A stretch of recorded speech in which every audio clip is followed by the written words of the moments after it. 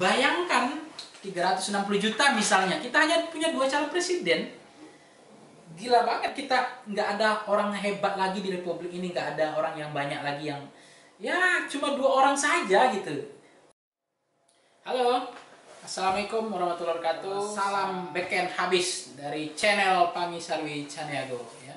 Jadi kita hari ini mau ngomong-ngomong yang ringan-ringan aja, nggak terlalu berat sebenarnya. Jadi terkait gue ingin mau bicara tentang yang lagi banyak pembicaraan di headline di media dan media online, media mainstream misalnya, bicara tentang ambang batas parlemen ya, kemudian presiden threshold, ambang batas presiden, pencalonan presiden. Kalau dua ini yang banyak dibicarakan orang, yang banyak ada yang pro ada kontra, itu kan biasa. Yang pertama adalah tentang ambang batas parlemen ya.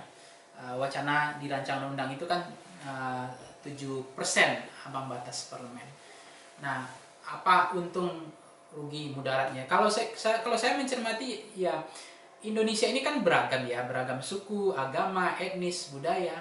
Nah, kita mendirikan partai politik, mendirikan negara ini kan untuk bagaimana masing-masing mereka merasa terwakili, representasi mereka ada.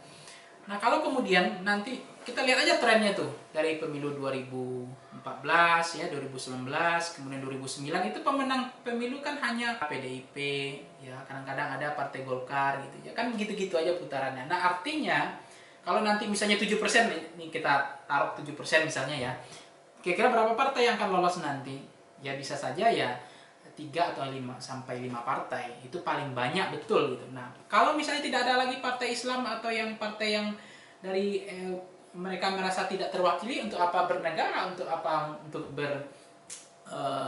berpolitik gitu. Nah, bagaimana mereka yang tidak terwakili ini nanti nggak punya partai? Ya kan nggak lucu misalnya orang Muhammadiyah NU mau pilih PDIP, kan susah banget itu menerima logika secara common sense, secara akal sehat pikiran kita sih gitu. Kalau oke lah misalnya nanti partai Islam dipusi menjadi satu simbol partai baru misalnya, itu kalau mereka mau bersepakat. Kalau enggak gimana? Jadi kalau hanya ada partai nasionalis saja, sementara kan walaupun di Amerika itu kan memang hanya 2, Republik sama Demokrat, tetapi sebetulnya dari 2 itu ya di bawahnya tuh akarnya partainya itu ya rame, banyak partai kecil gitu. Jadi nggak hanya 2 itu. Jadi saya pikir ya kita jadi kering narasi pikiran membangun bangsa, nggak bisa hanya 2-3 partai gitu. Jadi saya pikir memang makin banyak partai itu sebenarnya memang dianggap tidak efektif di parlemen dalam proses pengambilan keputusan. Tetapi mewakili aspirasi, mewakili kelompok, golongan, etnisitas, budaya, agama, ya mereka merasa terwakili. Ada partai buruh, ada partai nasionalis, ada partai nasionalis religius, ada partai pembangunan, kekaryaan, ya kan, ada partai yang mengaku Demokrat, itu ya bagus gitu. Jadi saya pikir itu justru kita ambil positif aja gitu. Jadi kalau ada keinginan untuk menjadikan 7%, saya pikir terlalu ekstrim sih. Jadi baiknya menurut saya ambil jalan tengah. Kalaupun naik ya 1% lah, 5% naik ambang batas parlemen gitu, sehingga nanti juga tidak banyak suara yang terbuang. Kita bisa bayangkan nanti bagaimana mereka yang nggak lolos di ambang batas itu, kemana suara mereka? Itu kan terjadi lagi pembelian suara, jual beli suara, kan bahaya, merusak demokrasi. Ini yang saya sebut tadi, mudaratnya sih lebih banyak. Gue melihat mudaratnya lebih banyak daripada manfaatnya kalau diperlakukan 7% itu. Jadi kalaupun ambang batas naik, ya naiknya lebih kompromi lah, misalnya dari 4% jadi 5% ambang batas parlemen gitu. Jadi jangan terlalu ekstrim lah. Artinya kan itu kebebasan untuk mendirikan partai, kebebasan untuk berserikat, berkumpul, mereka merasa terwakili. Dalam teori representasi itu mereka merasa terwakili, ya dengan beragamnya partai itu akan makin bagus. Ya kalau presiden threshold gimana gitu ya kan. Saya sebenarnya presiden threshold itu termasuk yang sebetulnya maunya ya jangan diadakan. Jadi ya zero aja, nggak ada ambang batas presiden threshold. Kalau sekarang berapa? Kan 20% ya ambang batas untuk mengajukan calon presiden. Apa konsekuensi dampaknya? Yaitu kita tidak punya varian banyak menu untuk calon presiden, hanya 2. Bayangkan kemarin dalam buku yang saya tulis tentang rematch pilpres misalnya, kita hanya tarung ulang, yaitu daur ulang aja pertarungan antara Pak Prabowo dengan Pak Jokowi. Bayangkan 360 juta misalnya, kita hanya punya 2 calon presiden. Gila banget, kita nggak ada orang hebat lagi di Republik ini, nggak ada orang yang banyak lagi yang ya cuma 2 orang saja gitu. Indonesia yang penduduknya banyak ini gitu, orang yang bisa mengajukan calon presiden.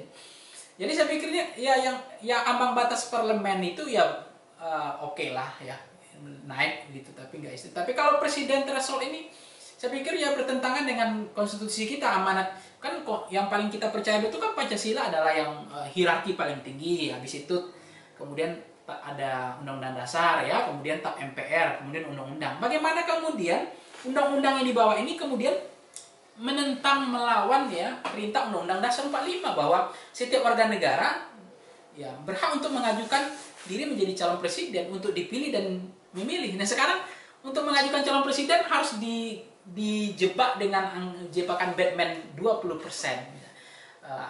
sehingga bisa mengajukan calon presiden. Ya menurut saya sih ya lucu aja, jadi nggak pas lah, artinya janganlah dipaksakan gitu, karena akan terjadi nanti itu head to headnya itu kalau 2 pasangan itu kan antitesis ya, maka terjadilah chaos gitu ya, sehingga itu benturannya itu keras gitu, chaos itu keras sekali karena nggak ada pilihan alternatif ya, ibaratnya tuh ya pemecah gelombangnya nggak ada pilihan lain, nggak ada alternatif lain, sehingga kalau mereka tuh fanatiknya minta ampun gitu.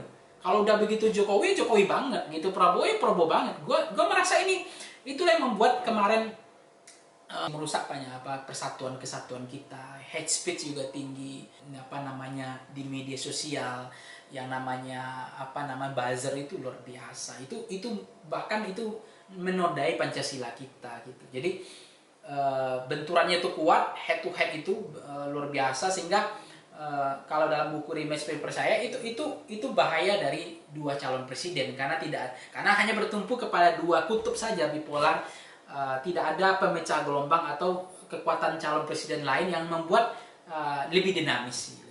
Sehingga saya pikir ini pelajaran aja bagi kita. 2 kali pemilu 2014, 2019 kita hanya punya 2 calon presiden. Apakah kita mau lagi masih ke depan masih 2 calon presiden?